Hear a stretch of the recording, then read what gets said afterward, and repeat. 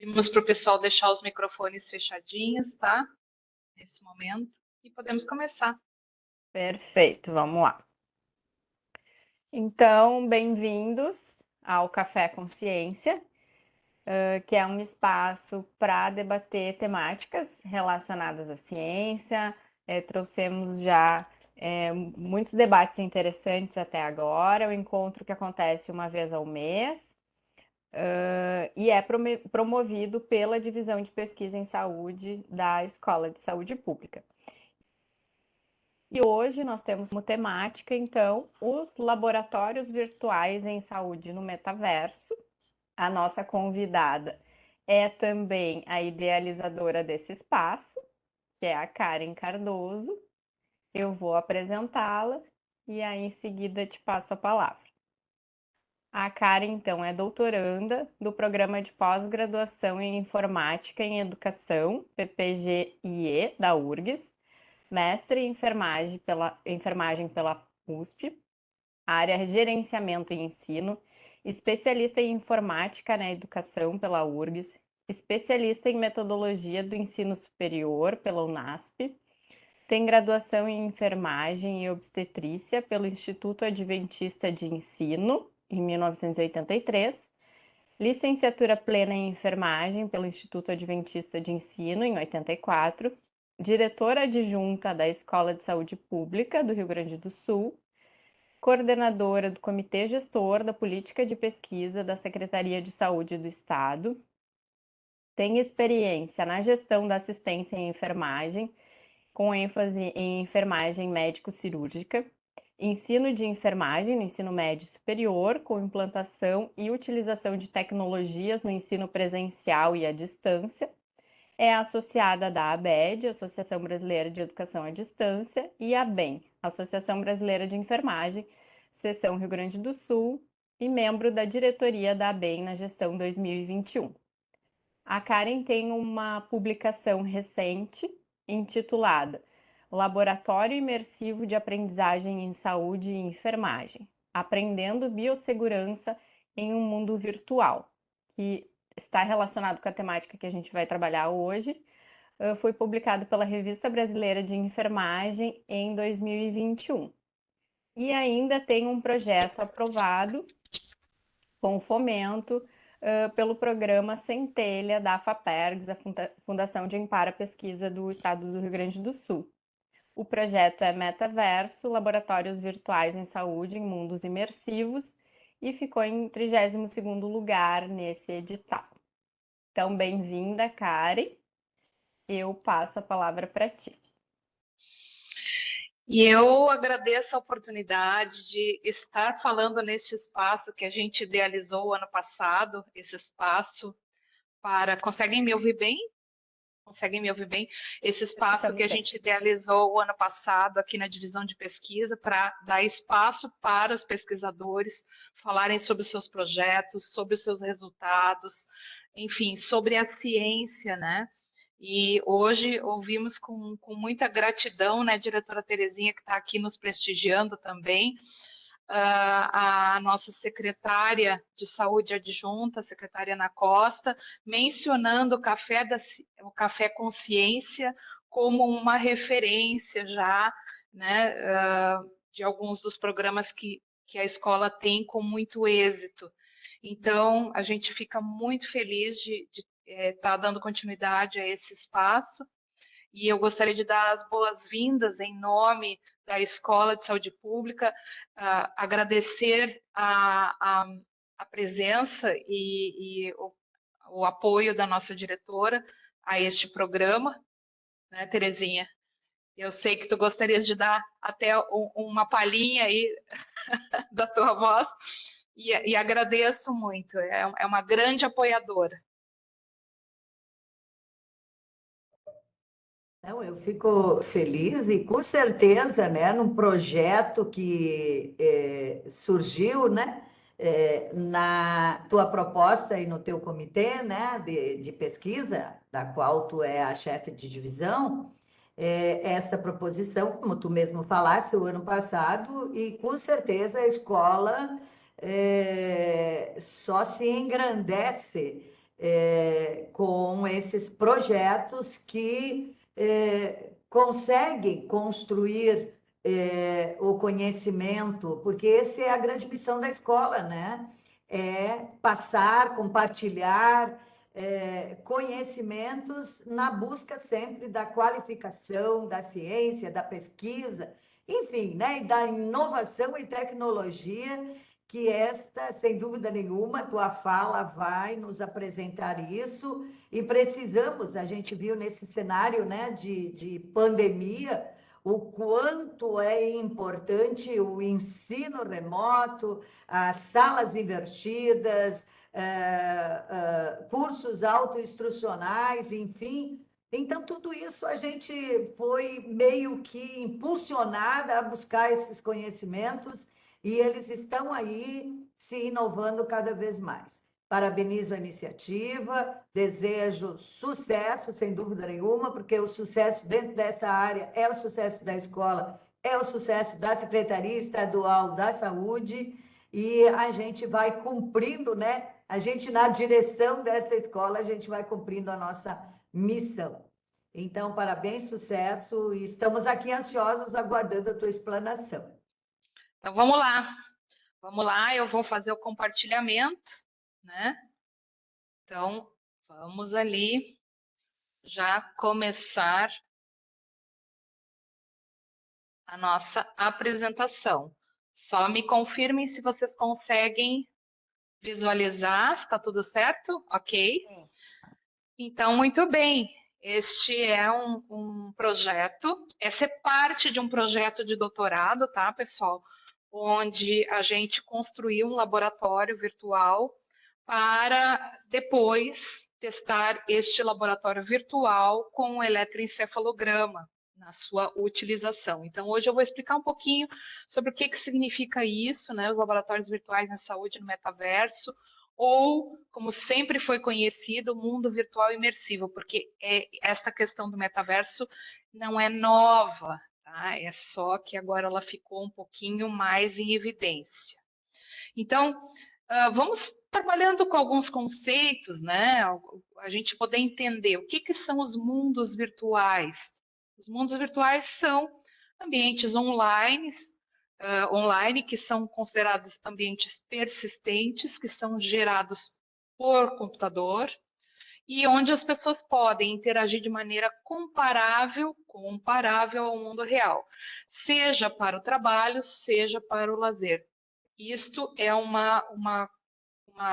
conceito do Cambridge de 2010. Mas eu digo para vocês que um filósofo chamado Pierre Levy, né, ele tem várias obras, uma delas é esta daqui, que é bem bacana, tá? Mas tem várias outras, ele é um cara que ele previu muitas coisas que nós estamos utilizando hoje. Ele fala um pouco depois sobre a questão do que é real e do que é virtual, né? Mas a gente vai avançando nessas questões. Mas os mundos virtuais são isso, são ambientes online que são gerados pelo computador, enfim. E aí, eu até avancei um pouquinho nisso, porque o metaverso, ou um ambiente imersivo, é uma terminologia que ela é utilizada para indicar, então, um tipo de mundo virtual que tenta replicar esta realidade através de dispositivos digitais. Então, por isso que é chamado de mundo virtual ou metaverso, porque ele é um mundo paralelo. Então, não existe cada vez mais o limite entre o que é real e o que é virtual está se dissolvendo, né? Porque a gente vai ver que a questão da imersão, né, ela traz esta possibilidade da realidade ficar cada vez mais virtual e daquilo que é virtual cada vez ficar mais real. Então, é um espaço coletivo, virtual compartilhado, e ele é constituído pela soma de realidade virtual, realidade aumentada e internet. Tá? Então, a gente tem alguns exemplos de mundos virtuais que não são novidade, tá? Como o Second Life, o Open Simulator, o Open Wonderland, e por aí vieram outros, né? Eu estou falando dos mais conhecidos, mais antigos, né? Que vieram bem antes daquilo que hoje a gente vem ouvindo falar de metaverso, né? Que virou uma marca comercial. Então, aqui eu trouxe um pouquinho desse histórico, né? Só os principais, tá? Porque tem muita coisa. Então, os principais mundos virtuais digitais tridimensionais, né? Porque eles começaram bidimensionais e agora cada vez mais tridimensionais. O Active Worlds, em 1995, se vocês repararem, olha como é que era a tela disso, né? Depois a gente veio com o Open, em junho de 2003, a criação do Second Life, que é um dos mais antigos e ativos, né? Milhões de pessoas, né? E que tem uma capacidade de trazer a realidade, né, no seu mundo virtual. E nós temos o Open Simulator aqui com um exemplo de uma aula virtual, né? Então, todas essas possibilidades, né, desde aquelas que têm como o Open Simulator uma condição de código aberto, né, não existe custo, até aqueles como o Second Life, que a pessoa tem um custo para fazer determinadas ações, né, de criação. Tá? E quais seriam as características desses mundos virtuais? Né? Então, alguns autores até nos dizem quais seriam essas características. Primeiro, a imersão. Nós vamos entender o que significa essa palavra imersão. Não é exatamente aquilo que a gente imagina de imersão na água, mas é parecido. Eu vou explicar. Imersão e navegação por proximidade, né, que em 99 era o que o Pierre Levy falava, né, que a imersão acontecer por proximidade, e nós vamos ver que em 99, quando a gente ainda tinha uma internet muito incipiente, né, que ela estava começando em termos de velocidade, de capacidade, né, exigia maior proximidade, mas hoje a gente já está repensando essa questão da navegação por proximidade, né, e a gente vai entender por quê. Outra característica seria a imersão, interação, colaboração e comunicação. Tudo isso possível no mundo virtual imersivo, né? Conhecido agora mais popularmente como metaverso. Né? A representação gráfica dos usuários imersos dentro, né, no mundo virtual que possibilita a interação, que são conhecidos também como avatares. Tá? Então, esta representação gráfica dos usuários, né, tem o nome de avatares. Mas o que são os avatares? O que são esses seres, né? Então, os avatares, eles têm origem, o nome avatar tem origem numa crença hinduísta que serve para designar a encarnação de uma divindade na Terra. Tá? Se a gente pensar nessa questão filosófica que acabou sendo utilizada no mundo tecnológico, é como se eu criasse realmente essa personalização do meu eu, da minha pessoa, né? E esta personalização, ela me permite uma transcendência, um nível de transcendência dentro de um mundo virtual. É uma questão bem interessante isso, né? O homem está sempre procurando uma forma de ser eterno, né? Então, talvez os nossos avatares consigam, de alguma forma, transcender o nosso corpo físico, né? Porque eles vão estar no mundo virtual. Mas a origem da palavra avatar é exatamente este. Então, ele foi adotado no mundo tecnológico, né? Como a representação e a personalização de um ser humano. Agora, esses avatares, eles não precisam ser exatamente no formato de um humano, tá? Aqui a gente tem alguns exemplos dos avatares, mas a gente tem avatares em formatos até de animais, de objetos, né? E hoje em dia, inclusive em algumas mídias sociais, a gente pode montar o nosso próprio avatar. A gente não precisa entrar num mundo virtual imersivo para ter o nosso avatar. Então, alguns de vocês que têm algum tipo de mídia social sabem que pode montar o seu próprio avatarzinho, né?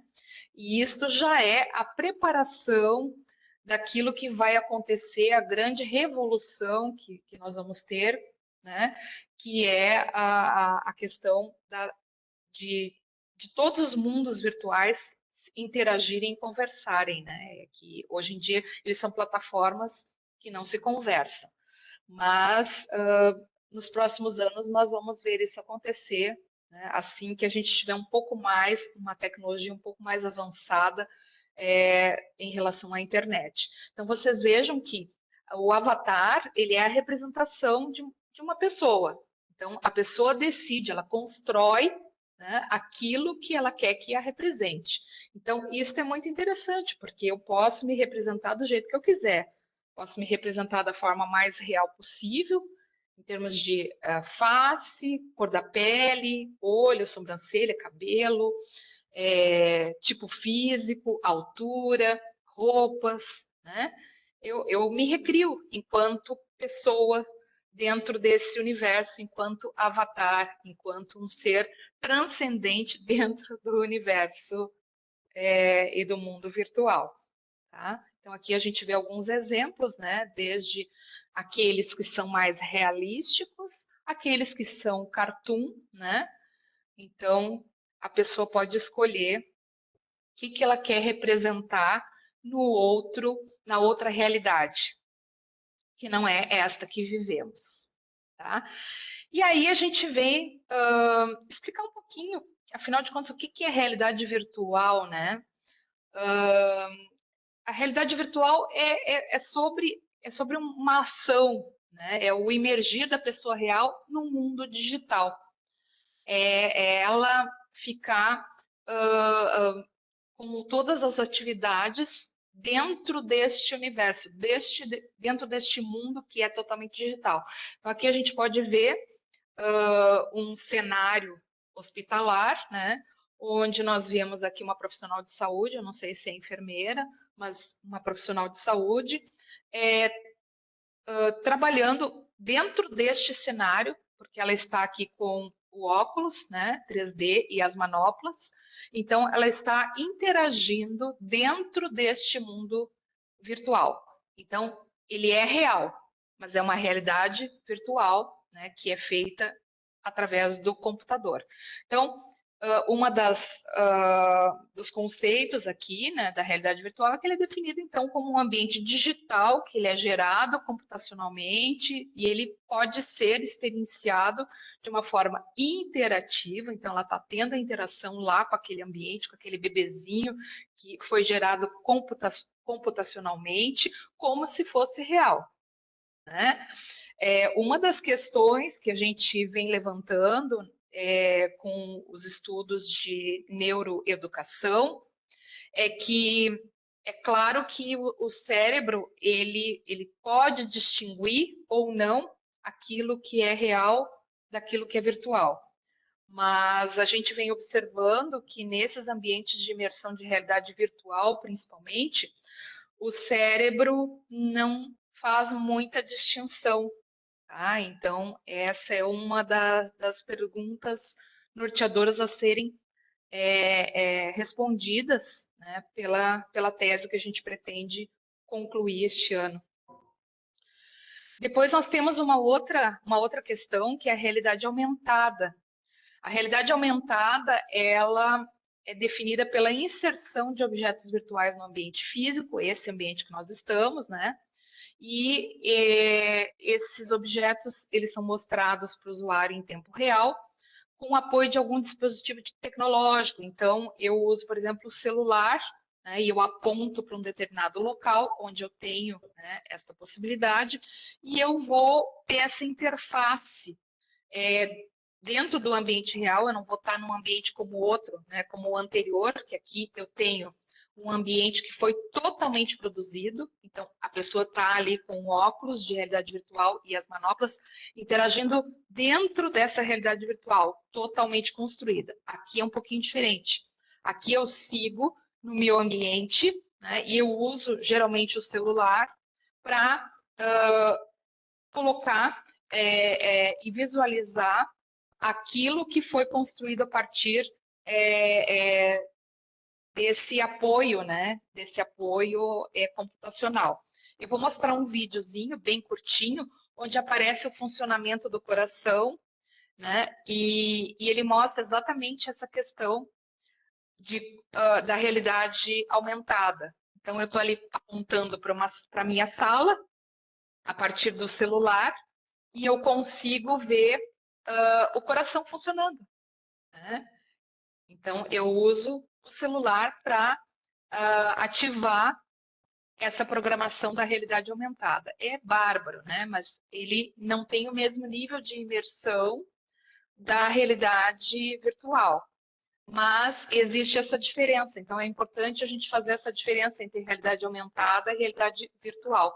Na realidade virtual, eu estou imersa dentro do ambiente, estou lá dentro daquele ambiente todo estruturado computacionalmente. Aqui não. Aqui eu uso um dispositivo que vai me fazer enxergar algumas questões importantes que são projetadas, tá? E me parecem muito reais. Dá para usar as duas ao mesmo tempo, Karen? Dá para usar a realidade virtual e a realidade aumentada. Que bacana, é uma coisa muito legal. Imaginem na saúde, né? O que a gente pode fazer usando essa tecnologia, né? Tanto no processo de aprendizagem, quanto dentro de um hospital, né? Para discutir casos, para a gente fazer muitas coisas, né? E aí eu venho falando um pouquinho sobre essa questão da imersão e da presença. Eu acho que à medida que a gente vai aprendendo o que é realidade aumentada, o que é realidade virtual, o que são mundos imersivos, né? A gente precisa entender o que é imersão e presença, porque é isto que vai mudar quando nós tivermos maior acesso nos mundos virtuais imersivos ou no chamado metaverso. Então, o que é a imersão? A imersão, ela se refere ao quão preciso e determinado é um sistema computacional para prover ao usuário a ilusão de uma realidade diferente da qual ele está. Então, é o nível objetivo em que um sistema de realidade virtual ou de mundo virtual imersivo envia estímulos para esses receptores sensoriais do usuário. Então, isto aqui, lá em 97, o Slater e o Wilbur já estavam verificando. Então, quando eu consigo que o usuário esteja numa imersão tal que ele desliga da realidade onde ele está e ele emerge no ambiente computacional, isto é um grande nível de imersão. Tá? Então, quanto maior a capacidade, né, de um sistema de ser mais próximo da realidade que a gente conhece, maior é a imersão. Tá? Então, depois nós temos a... Opa, peraí que eu virei aqui. A presença. A presença é uma coisa mais subjetiva, enquanto a imersão é uma coisa bem objetiva, que depende da forma como eu construo um ambiente computacional. A presença é mais subjetiva, um estado de consciência. É a percepção psicológica que o usuário tem de estar no ambiente virtual. Então, eu tenho alguns tipos de percepção dessa presença. Eu posso ter presença espacial, que é me sentir em um determinado local. Eu posso ter a presença corporal, que é sentir que eu tenho um corpo, tá, dentro desse ambiente virtual, deste mundo virtual. A presença física, que é poder interagir com elementos do cenário. Então, eu toco em elementos do cenário que respondem ao meu toque. E social, que é poder me comunicar com outros personagens do ambiente. Então, quando a gente fala em mundos virtuais imersivos, né, a gente fala em imersão, quer dizer, são ambientes computacionais muito detalhados, que conseguem reproduzir a realidade que a pessoa vive, a realidade que nós estamos vivendo hoje. E também conseguem trabalhar com essa questão da presença, do estado de consciência, dessa percepção psicológica que o usuário tem de estar no ambiente virtual. Então, alguns estudos, eu estava lendo até do professor Tori, Romero Tori, que ele tem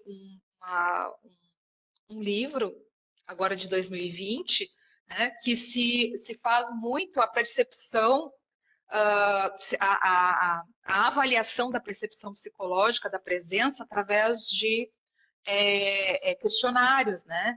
Então, o usuário responde um questionário. Então, quando a gente trabalha com neurociência, com neuroeducação, a gente vai além dos questionários, a gente vai estar observando como é que o cérebro reage. E quando a gente usa, por exemplo, um eletroencefalograma, o cérebro não consegue mentir se ele está numa percepção psicológica de presença mais imersiva ou não. Mesmo que o indivíduo possa dizer num questionário que ele talvez não tenha sentido tanto, mas o cérebro ele diz. Então, por isso que esses tipos de estudos, eles são muito importantes para que a gente consiga saber qual é a utilização, por exemplo, em várias áreas como a educação. Em algumas videoconferências e algumas conferências que o Mark Zuckerberg deu nesses últimos tempos, ele deixou claro que ele já vem utilizando esses estudos de neurociência, de neuroeducação, para avaliar o nível de imersão dos usuários que ele pretende captar no futuro. Muito bem. E aí a gente entra nessa questão dos usuários, né? E estudantes, né?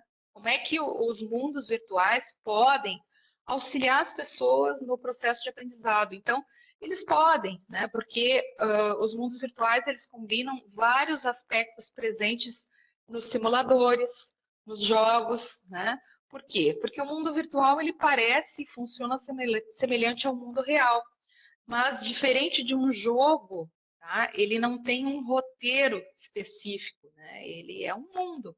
Então, cada um faz aquilo que faz no mundo. Muitas vezes, muitas das ações cotidianas, tá? E quais seriam as contribuições que a gente teria dos mundos virtuais, do processo de aprendizagem nos mundos virtuais? Primeiro, a colaboração entre os usuários através de trabalhos em grupo. Então, a gente poderia ter a sensação de presença, né? A interação com o nosso corpo virtual, o nosso avatar, junto com outras pessoas. Permite a realização de experimentos, de testes, sem o risco inerente que os mesmos teriam caso fossem realizados em um ambiente real.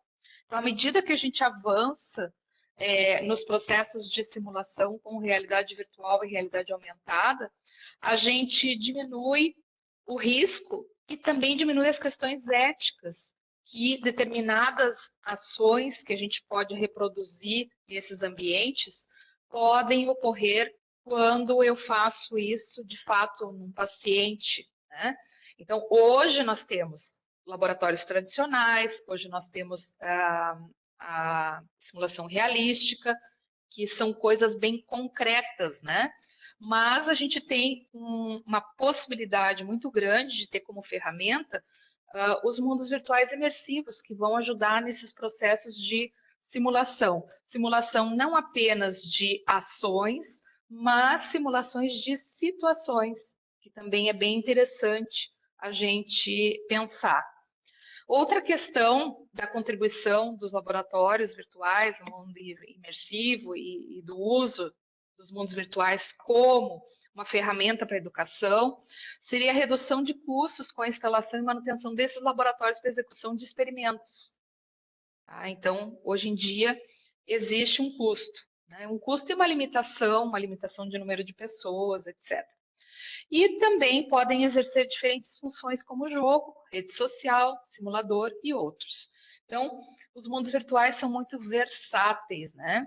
Aqui a gente tem uma das universidades americanas que já usam na escola de enfermagem, né, a realidade virtual para fazer a parte de treinamento de técnicas, de cuidados, né? A gente vê ali atrás das meninas um boneco de simulação realística e uma professora fazendo a parte de realidade virtual junto com 2 alunas, né? Aqui tem uma outra pessoa num evento, né? Mostrando também um ambiente na área da saúde.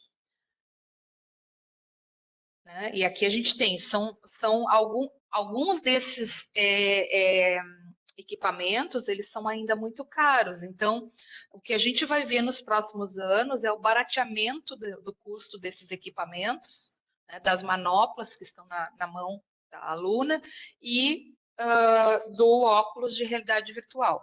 Então, nós vamos ver o barateamento disso e a popularização disto aos poucos. E aí a gente entra um pouco nessa base teórica do porquê que é importante, né, a gente usar um mundo virtual como uma base para um aprendizado experiencial. A gente considera que o processo de aprendizagem é esse processo contínuo, que ele é fundamentado na reflexão, que ele é continuamente modificado por novas experiências. E que experiências são essas? Sejam as experiências reais ou virtuais, elas vão compor o nosso processo de aprendizagem. Então, esse ciclo de aprendizagem, ele começa quando o indivíduo ele se envolve numa determinada atividade, né? E isso pode acontecer tanto no mundo real quanto no mundo virtual. Ele reflete sobre a sua experiência e aí ele deduz o significado dessa reflexão e finalmente coloca em ação essa percepção desta reflexão recém-adquirida através da mudança do comportamento ou da atitude. Então, este ciclo do processo de aprendizagem, ele é descrito por Kolbe.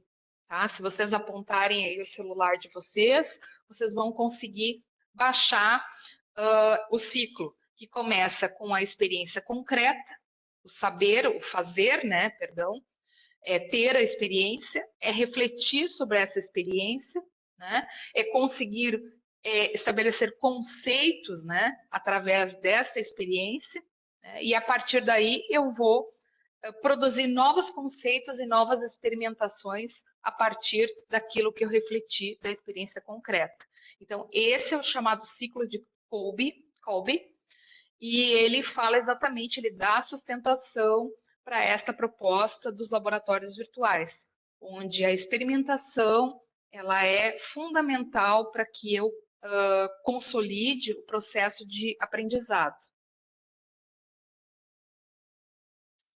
Então, aqui, né, a gente falando, né, que sobre essa questão do ciclo, né, desenvolver essa atividade experiencial no aluno faz com que ele absorva novas experiências concretas, né, que ele consiga fazer a resolução de novos problemas em novos cenários, porque este é o grande desafio profissional, né, quando a gente faz a formação na área de saúde, a gente quer que o profissional, o aluno, ele consiga solucionar qualquer tipo de problema, qualquer problema em cenários diversos. Né? Então, quanto mais eu exercito isso, mais capacidade de resolução ele tem. Então, a experiência concreta, o agir, né, a observação reflexiva que a gente falou, né, usando essa experiência que ele fez como base, né, o que deu certo, o que deu errado. O estudante reflete sobre essa experiência para obter mais informações e aprofundar a sua compreensão da experiência.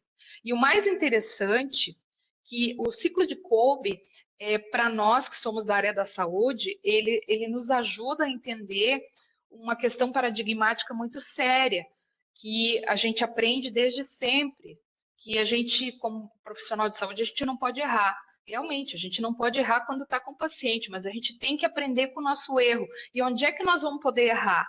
Onde a gente está fazendo a prática, onde a gente pratica, onde a gente faz as experiências. Então, é aí que é o momento que o erro ele funciona como um aspecto importante do processo de aprendizagem.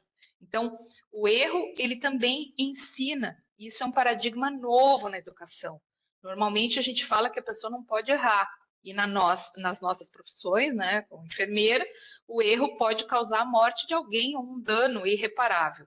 Mas a gente precisa ter um espaço durante o processo de aprendizagem para que o erro possa acontecer. E através do erro eu consiga avançar nesse ciclo, aprender a partir do reflexo dessa experiência, né, que eu consigo, através do aspecto consciente ou subconsciente, teorizar, classificar, generalizar a experiência, né, e gerar novas informações. Então, isto é o estágio pensante do aluno, que serve para organizar este conhecimento, que permite que ele veja quadros gerais, quadros maiores, mais ampliados, que ele identifique regras e padrões, né? Então, é uma etapa bem crítica, onde o estudante começa a contextualizar o conhecimento. Então, ele começa a pegar aquilo que é uma teoria, que é um conhecimento específico dentro de uma caixa, e ele começa a pensar em que outras situações que ele pode usar aquele conhecimento. Então, ele começa a contextualizar. E aí ele começa a aplicar, ele começa a testar a sua percepção recém-adquirida no mundo real. Então, esta seria a aplicação da aprendizagem, é eu usar o meu conhecimento em diferentes contextos. E quais seriam os atributos, né, da aprendizagem, né? Se a gente pensar que esta aprendizagem, onde eu consigo contextualizar, é uma aprendizagem significativa, isso quer dizer que ela é personalizada, porque a percepção das aplicações, daquilo que eu faço, são minhas, né, com base no conhecimento que eu adquiro, com base na experiência, né, mas ela é significativa porque ela fica dentro dos meus valores, dentro de mim enquanto pessoa, enquanto estudante, enquanto profissional.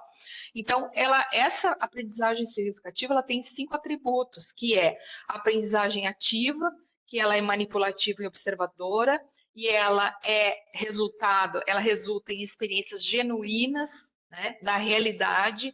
Então, ela é consolidadora, tá? Ela consolida o conhecimento. A aprendizagem construtiva, que é chamada de articulativa / reflexiva, onde o aluno ele constrói o próprio significado para a experiência que ele mesmo experiencia. Então, é de uma riqueza imensa. E toda vez que eu atribuo significado para a minha experiência, eu consigo trazer uma riqueza muito maior para o meu aprendizado. E eu consigo também trocar com outras pessoas, porque as experiências elas vão variando, né, de pessoa para pessoa. E a aprendizagem intencional, que é a aprendizagem reflexiva regulatória, quando o aprendiz intenciona atingir um determinado objetivo, ele exige mais da sua capacidade cognitiva e ele, intencionalmente, ele faz a ação com base naquilo que ele tem conhecimento, naquele conhecimento que ele teve, na parte teórica, tá? Então, qual é o grande desafio, né, da gente, quem é professor há muito tempo? É exatamente ajudar o aluno a fazer essa transposição. Porque a pergunta que eu sempre ouvi enquanto docente é: por que eu estou aprendendo isso? Para que serve este conhecimento? Tá? Então, quando a gente trabalha com o ciclo de Kolbe como base de uma base teórica de processo de aprendizado, a gente justifica. Por que tens que aprender isso? Por que eu tenho que aprender isso? Né? E outra, eu também não me prendo a um conceito só, mas eu abro o leque de vários conceitos e de várias possibilidades de conhecimento para resolver problemas em diferentes cenários. Então, eu não limito o aluno, ao contrário, eu abro, né, a condição de ele buscar diversas formas, né, diversas bases teóricas para problemas que ele enfrenta ou que ele enfrentará. Nós temos também outros atributos, que são a aprendizagem autêntica, né? Que em vez de experiências abstratas, então, ele necessita ensinar o conhecimento, as habilidades da vida real, né? E a partir desses contextos úteis, novos, diferentes, ele vai praticar isso, né? Nos ambientes que ele já conhece. Isso faz parte. Então, por isso que o conhecimento e o processo de aprendizagem na área de saúde, ele tem que levar todos esses 5 atributos para ele conseguir criar as habilidades que os profissionais precisam para lidar no ambiente hospitalar ou não, tá? Eu preciso desenvolver tudo isso. E a aprendizagem cooperativa, que é onde os alunos trabalham na construção da aprendizagem do conhecimento, construindo comunidades. Então, quer dizer, trocando ideias, trocando experiências, e isso enriquece demais. Tudo isso faz parte da aprendizagem significativa. É aquela aprendizagem que o indivíduo ele não precisa decorar, ele sabe porque ele experiencia e ele contextualiza tudo que ele aprendeu. E ele usa todo esse conhecimento em diferentes contextos, entendendo que o mesmo problema pode ser resolvido de várias formas diferentes. E aí surgiu em 2019 uma proposta da gente construir um laboratório, um protótipo conceitual que deu origem ao LIASE, ao Laboratório Imersivo Virtual de Aprendizagem em Saúde e Enfermagem. Esse foi o primeiro protótipo, que é o que eu vou mostrar para vocês. Esse protótipo já evoluiu para um segundo protótipo, que este vai ser avaliado pelos alunos em breve. Mas esse foi a base da gente pensar algumas questões, né? Então, ele ainda não tem realidade virtual, ele ainda não tem realidade aumentada, mas ele serviu de base para a gente testar o ciclo de Kolbe nessa proposta, né? E ele está descrito nesse artigo que a Sara mencionou, que foi publicado em outubro de 2021. Então, aqui está o meu avatar, né? Estou de costas, né? Na porta do laboratório, que foi construído numa ilha virtual, né? E foi construído junto com um colega. Nós dividimos o mesmo prédio, né, do laboratório. Uma parte era um laboratório de biossegurança e do outro lado era um laboratório de informática. Mas esse foi a base daquilo que a gente vem construindo e daquilo que foi aprovado agora no projeto Centelha. Então, que objetivos a gente tinha com esta proposta? Esse laboratório de biossegurança que a gente pensou lá em 2019, onde a gente nem pensava, né? Nem pensava em ter Covid-19 nas nossas vidas, né? Primeiro, criar um novo comportamento de segurança a partir da exposição a novos conceitos, né? Então, a gente expõe as pessoas. Isso tem tudo uma base de vários artigos que a gente viu, vários estudos, que as pessoas têm muita dificuldade de mudar o comportamento de segurança, principalmente quando envolve as ações de biossegurança. Contextualizar novos conceitos e ações de biossegurança no contexto do cuidado ao paciente, porque a gente tem as metas internacionais, né, e o cuidado com o paciente e as normas de biossegurança fazem parte disso, né, fazem parte disso internacionalmente. Compreender os conceitos de biossegurança, a importância da higiene das mãos como forma de evitar a infecção. Então, nesses últimos 2 anos e meio, né, a gente aprendeu exatamente que a higiene das mãos é fundamental, né? E a gente já estava pensando nisso lá em 2019, início de 2019. Conhecer os equipamentos de proteção individual, avaliar o contexto onde devem ser usados e aplicar os conhecimentos de biossegurança nos momentos em que devem ser aplicados no cuidado ao paciente. Então, esses eram os nossos objetivos lá no início, lá em 2019. E aí a gente usou alguns recursos, né? Como software, usamos PowerPoint, YouTube, ThinkLink, VOC, Hot Potatoes, QR Code, o WinSCP, os scripts de vídeo, scripts de vestuário, scripts de som, de movimento de objeto, de VOC, de interatividade.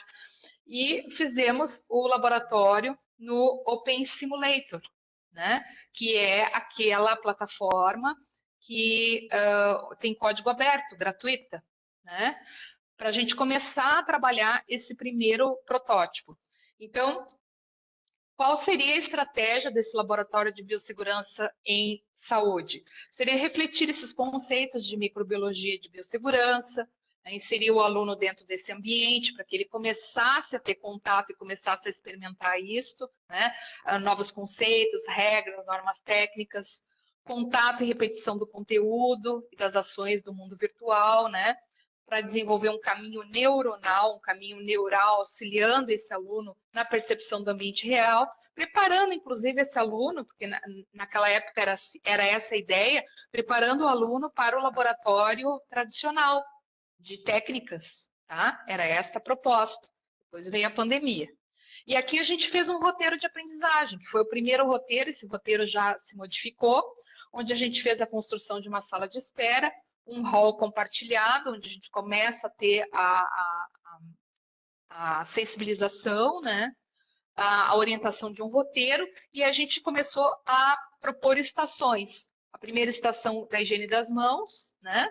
Depois a estação das EPIs, depois a estação 3, com a interação de um objeto de vestir um jaleco, né? Naquela época, 2019, o jaleco já seria suficiente, né, para aquele momento.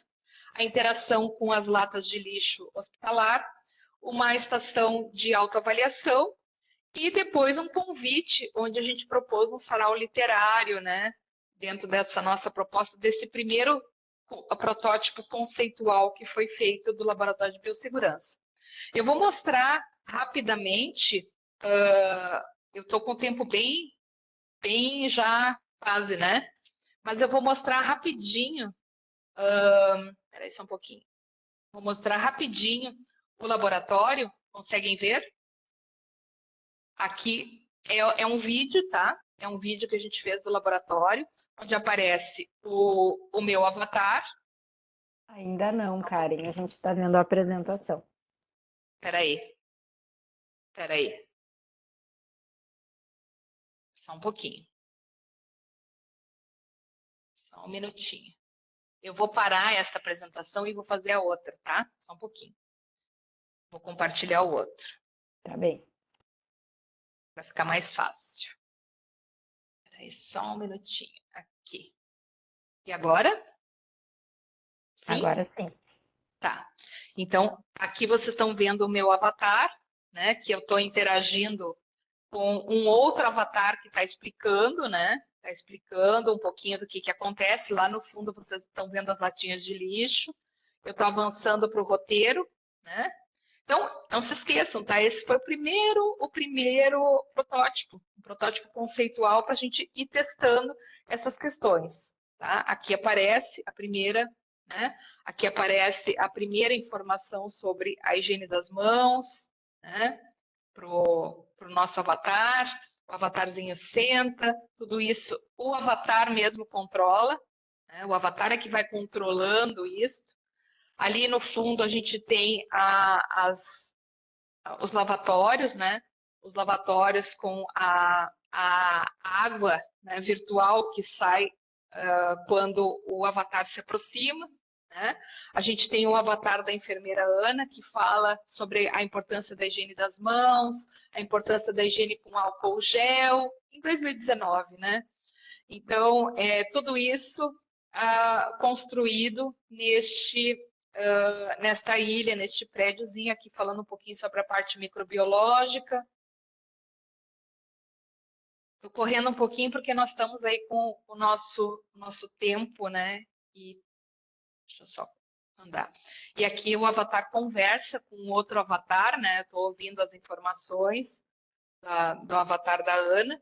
E eu venho aqui para simular, né? De uma forma ainda bem simples, né? Simular a higiene das minhas mãos, tá? Então, foi a primeira proposta onde eu posso fazer os gestos para fazer a higiene das mãos, mas ainda bem rudimentar. Isso ainda vai melhorando com o tempo, né? Então, o avatar vai fazendo isso, ainda sem a realidade virtual ou a realidade aumentada, tá? E aí, na sequência, eu vou vendo a parte dos EPIs, né? Que a gente já tem aqui para visualização, onde aparece o Face Shield. E aqui a gente tem a hora que o nosso avatar coloca o jaleco. A gente começou a fazer a experimentação.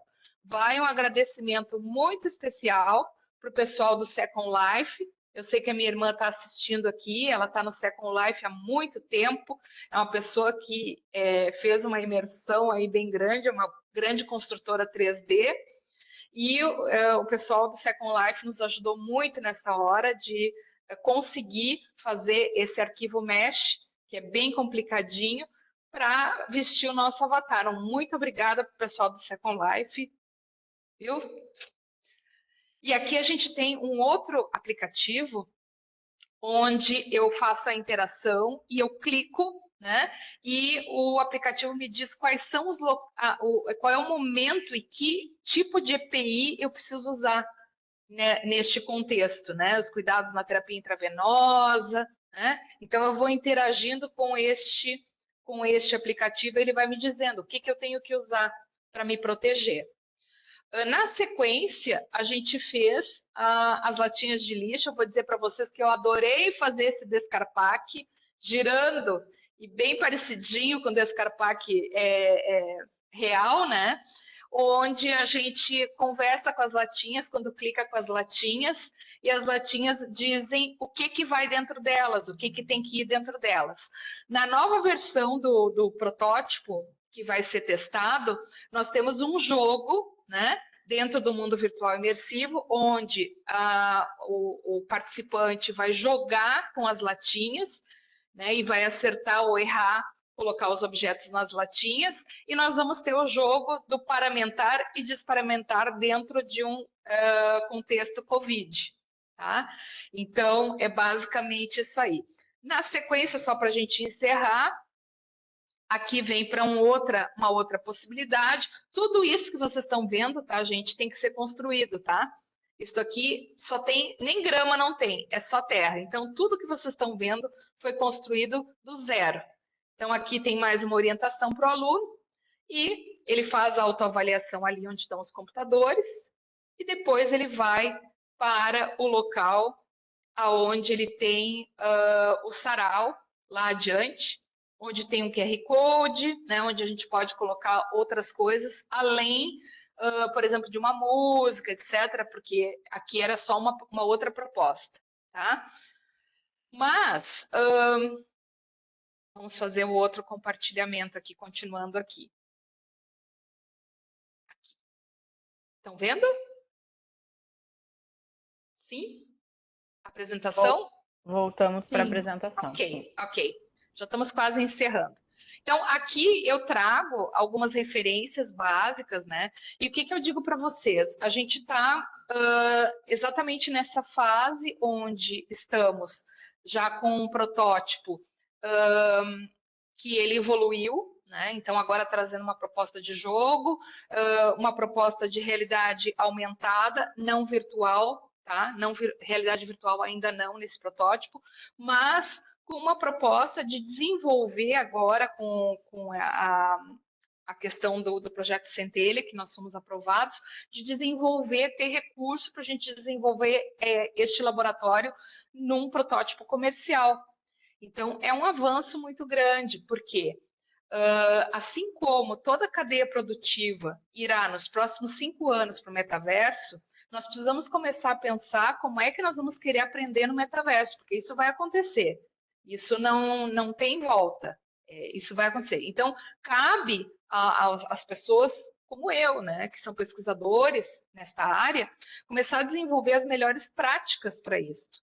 Quais são as melhores práticas de ensino? Nós é que temos que dizer se vai ser assim, se vai ser assado, qual é a melhor prática, né?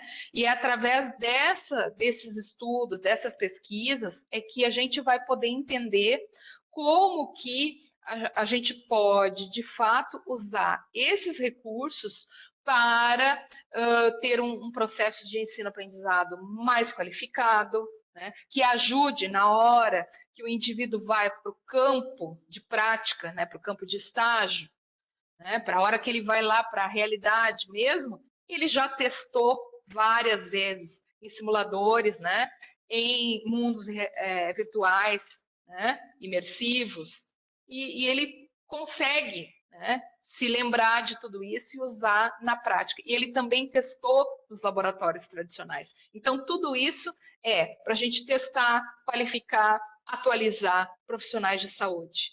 E no caso do Laboratório Virtual de Segurança, de Biossegurança, né, ele tem uma ação muito importante que é trabalhar com a diminuição da infecção hospitalar, né, que é algo que tem que ser trabalhado todos os dias. Então, eu agradeço, eu trouxe aqui alguns videozinhos que eu gravei em 2019, quando eu estava construindo, né, construindo os objetos, né, construindo as coisas, e aqui aparece o momento, a primeira vez que a gente conseguiu fazer com que o avatar vestisse o avental, eu gravei esse momento. Aparece o momento que nós estamos construindo, né, a parte, o script da água no lavatório, e aparece também o momento em que a gente estava construindo o lavatório. Então, isso é muito importante que a gente entenda. Este mundo vai precisar ser todo construído, né? E algumas plataformas já fazem isso há muito tempo. Só não tem a popularidade que a gente está vendo atualmente. Mas o fato é que o acesso ao processo de aprendizagem e o acesso também a serviços governamentais e de educação no metaverso, né, isso é algo que nós precisamos planejar desde já, para que daqui a 3, 4, 5 anos o cidadão consiga ter acesso, né, o aluno consiga ter acesso a tudo isso.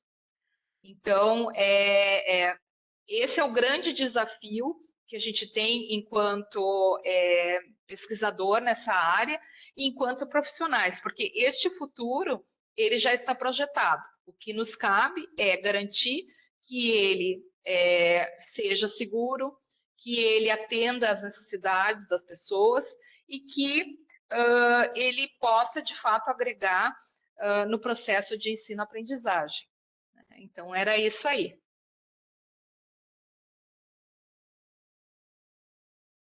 Obrigada, Karen, pela tua fala, uma excelente explanação e super interessante. Fica aberto agora o espaço para as perguntas, né? Pode ser ali pelo chat ou pode ser abrindo o microfone. Nós já são 7 horas, mas eu acho que é uma temática que interessa a todos, né? Então, se alguém tiver alguma questão para colocar, por favor. E achei interessante, Karen, isso que tu trouxe de nós, profissionais de saúde, ocuparmos esse espaço, né? Porque é um lugar que, por vezes, a gente tem um receio, né? Porque a tecnologia ela avança numa velocidade que às vezes nos assusta um pouco, né?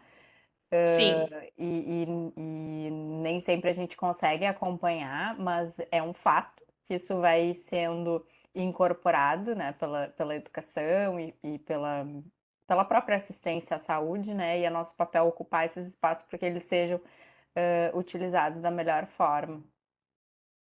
Sim,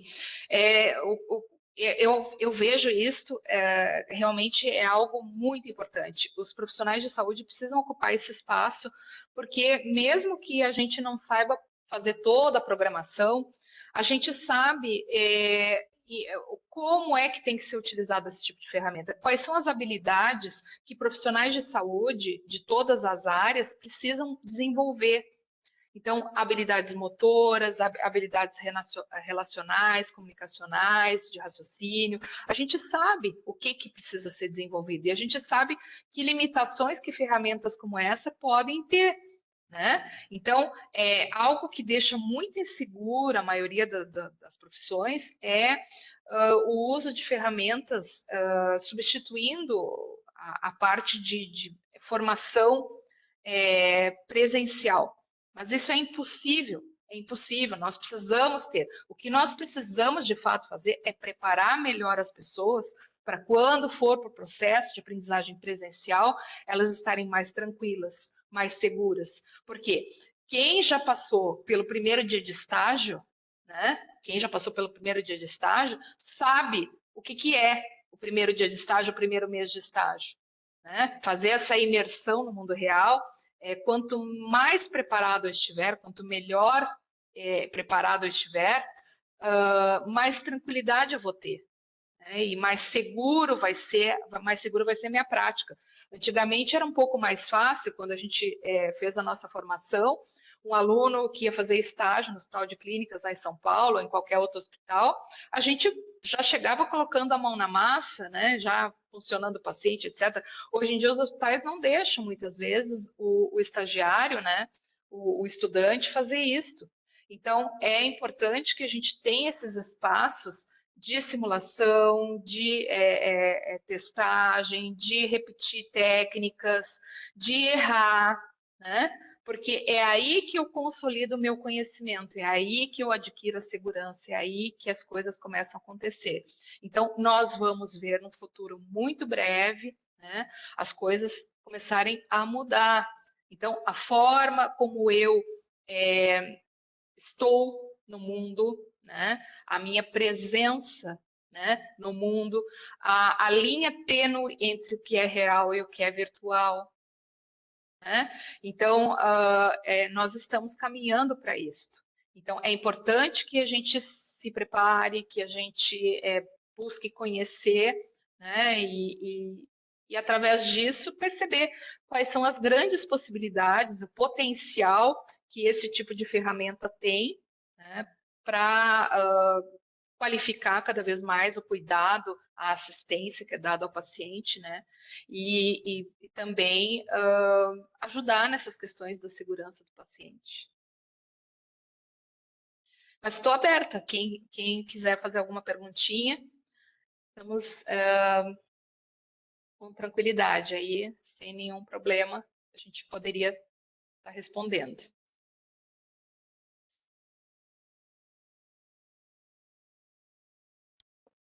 Tem aproveitando a questão ética, né, Sara, que tu és responsável pelo comitê de ética da escola, acho que é bem importante a gente pensar que quando a gente tem simuladores não humanos, né, a gente protege os pacientes, né? Nós não estamos treinando nos pacientes. Então, existe uma questão de embasamento ético que fortalece essas questões, tanto da simulação realística, quanto dos simuladores digitais, quanto tudo isso. Ele tem uma base, né, ética, bioética, muito importante, que ele protege o paciente. Então, é por isso que ferramentas como essa, elas devem ser desenvolvidas. Eu tive na último South Summit, que tivemos aqui em Porto Alegre, e a gente viu muitos médicos desenvolvendo aplicativos e abrindo empresas relacionadas à parte de consultas, diagnósticos, né? Pouca coisa na área de educação, na área de formação, mas começa a ter algumas coisas, né? A Ângela levantou a mãozinha. Vamos lá, Ângela. Oi, tudo bom? Eu Tudo queria bom, primeiro Ângela? elogiar o projeto, eu achei muito legal. Quando eu vi o tema, eu falei assim, nossa, metaverso, vamos ver como que isso se insere, né? Porque são várias novidades. Mas quando eu fiz o meu doutorado, eu tive uma cadeira de didática. E didática é um problema muito grande dentro, principalmente dentro da academia, né? Que a gente é treinado para ser só pesquisador e não ter didática. E a aprendizagem, a didática, ela tem que estar sempre sendo aperfeiçoada, porque ela muda, a gente muda, sabe? Eu vejo pelo meu sobrinho que tem acesso à tecnologia, o pensamento dele é rápido, a gente precisa acompanhar. É muito difícil pegar uma pessoa que está nascendo dentro desse mundo e colocar sentada numa sala de aula mostrando modelos, mostrando coisas. Então, achei bem interessante até, assim, eu sei que eu sou bióloga, então eu já vivi muito em laboratório. Então, a biossegurança é isso, é uma coisa de todo dia estar ali, de todo dia estar se cuidando, Porque às vezes também tu chega aquela autoconfiança, ai, não, mas eu sei fazer isso, eu fiz 10 vezes, 20 vezes, e daí é nisso que se pega, e principalmente quando a gente está lidando com vidas, né? Agora que eu vim para a área da saúde. Então, eu achei super interessante e é legal de ver que tem projetos, né, dentro da educação que estão visando isso, e eu acho cada vez mais importante, porque a gente tem que começar a acompanhar, né? A gente tem que. E é por isso que é importante que a gente acompanhe e garanta que tenha qualidade, né? Que siga certo do que. Porque, querendo ou não, a prática autodidata, né, ela aumentou muito com acesso às informações, ao Google, o tipo de informação. Meu pai esse dia estava me perguntando um receptor de célula da Covid, assim, uma coisa que eu nunca imaginei que meu pai me perguntar que, porque é isso, né? Ai, nova variante, então, e as pessoas querem, eu sinto muito isso, eu vejo muito, né? Tipo, fazendo curso, ai, vamos, né? A gente pega, dá uma metodologia e não, vamos aplicar, vamos aprender fazendo, errando, voltando. Então, achei super legal, assim, achei incrível mesmo o desenvolvimento. Eu imagino que deve ser muito difícil, que essa parte de programação e coisa, simulação é bem complicada, né? Principalmente pra gente que é da área da saúde, que vai pra essa coisa de computação, assim, né? É uns códigos muito. Mas era só isso, só queria comentar. Achei bem legal mesmo o Muito projeto. obrigada, Ângela. É, assim, essa caminhada que a gente faz é uma caminhada de mais de 20 anos, onde a gente sempre procurou, em sala de aula, né, ter alguma coisa que a gente pudesse trazer a tecnologia mediando o processo de ensino-aprendizagem. Então, essa é a história, né, da minha trajetória. Então, eu sempre busquei usar a tecnologia para nos ajudar.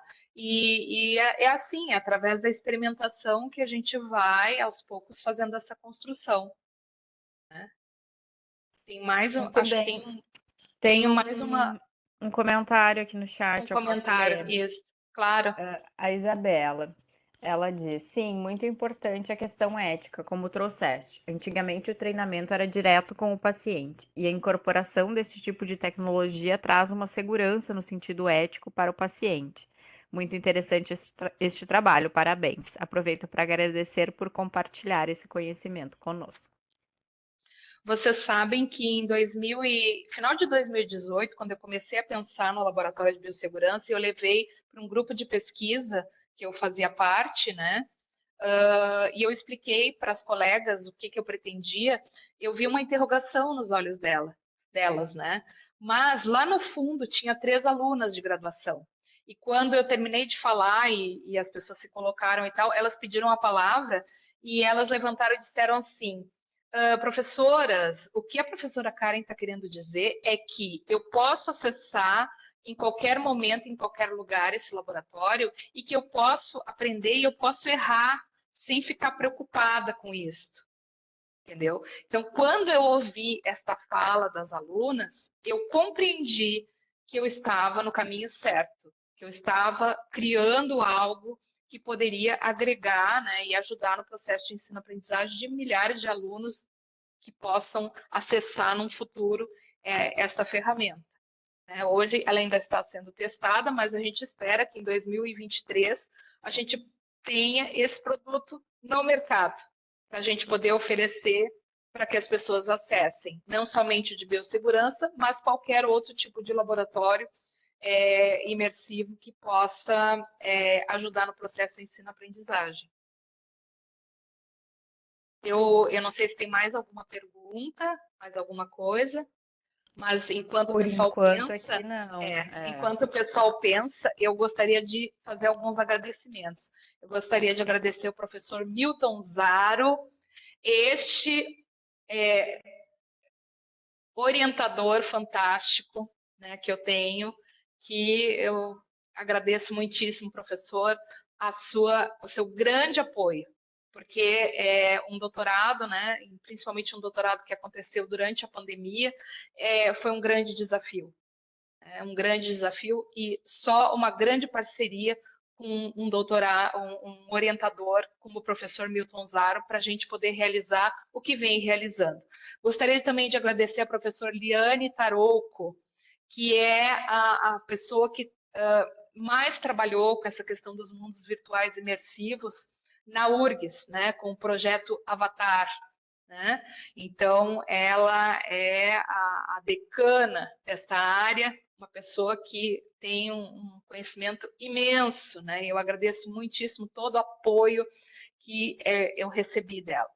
E também, volto a dizer, aos amigos do Second Life que têm nos apoiado, ao pessoal da Universidade de Aveiro aí, que tem nos apoiado aí com o nosso novo protótipo, né, do laboratório, a Amanda Neiva, que está aí, né, que nos apoiou desde sempre, né, e era isso. Agora, se mais alguém tiver mais alguma pergunta...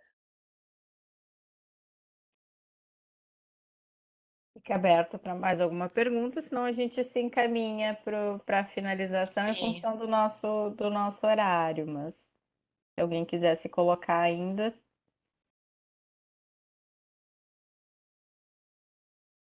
Antes da gente encerrar, se mais ninguém está falando, né? Quero lembrar para vocês que no dia 14 e 15 nós temos o segundo simpósio da pesquisa em saúde. Então, quem ainda não se inscreveu para o simpósio, para os minicursos, corre lá, gente, tá? Corre lá, porque a audiência, né, vai bombar, né? Nós já aumentamos o número de vagas 2 vezes, né? Entra lá no site da Escola de Saúde Pública, no ESP, né, onde tem o local para fazer inscrição, e corre lá. Dia 14 e 15, né, na semana que vem, nós já estamos aí com este evento já na sua segunda edição. Muito bem, então a gente se encaminha para a finalização. Em nome da Escola de Saúde Pública, eu agradeço a Karen pela sua disponibilidade, pela apresentação muito clara e muito interessante dessa temática que interessa a todo mundo, em especial os profissionais de saúde. E a gente fica por aqui, então. Obrigado a todos que acompanharam até aqui, aos residentes que estão aqui presentes. E boa noite. Boa noite, obrigada à minha equipe que está aí no background aí, né? Gamba e Thales, né? Nessa transmissão. Obrigada, Sara. Uma boa noite a todos e esperamos vocês no próximo Café Consciência do mês de julho, né? Mês de julho já. Isso mesmo. Tá bom? Um abração para todos. Tchau, tchau. Tchau, tchau, gente. Boa noite.